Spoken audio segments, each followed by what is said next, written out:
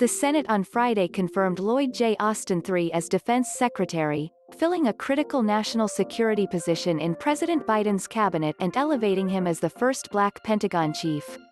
The 93-2 vote came a day after Congress granted General Austin, a retired four-star Army general, a special waiver to hold the post, which is required for any defense secretary who has been out of active duty military service for fewer than 7 years.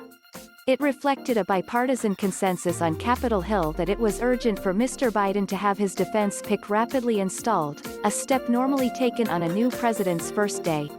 "It's an extraordinary, historic moment," said Senator Jack Reed, Democrat of Rhode Island and the chairman of the Armed Services Committee. "A significant portion of our armed forces today are African Americans or Latinos, and now they can see themselves at the very top of the Department of Defense, which makes real the notion of opportunity." Mr. Austin, 67, is the only African American to have led U.S. Central Command, the military's marquee combat command, with responsibility for Iraq, Afghanistan, Yemen and Syria. He retired in 2016 after 41 years in the military, and is widely respected across the Army. Lawmakers in both parties initially had been uneasy at the prospect of granting General Austin an exception to the statutory bar against recently retired military personnel serving as Pentagon chiefs, a law intended to maintain civilian control of the military. They had already done so 4 years ago for President Donald J. Trump's first defense secretary, Jim Mattis, a retired four-star Marine officer, and many had vowed not to do so again.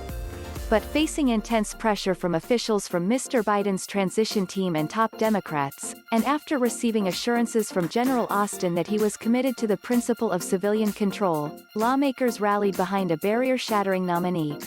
2 Republicans, Senators Josh Hawley of Missouri and Mike Lee of Utah, voted against the confirmation.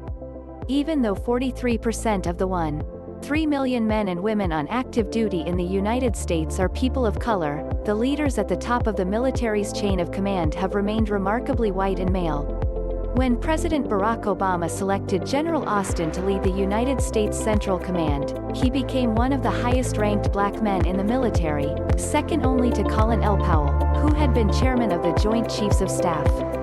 Mr. Austin will be the first Black Pentagon chief since the position was created in 1947, just 9 months before President Harry S. Truman ordered the desegregation of the armed forces. Representative Anthony Brown, Democrat of Maryland and a black retired colonel in the Army Reserve, noted, "Secretary Austin's confirmation is a historic first and symbolizes the culmination of the nearly 75-year march toward genuine integration of the department," Mr. Brown said.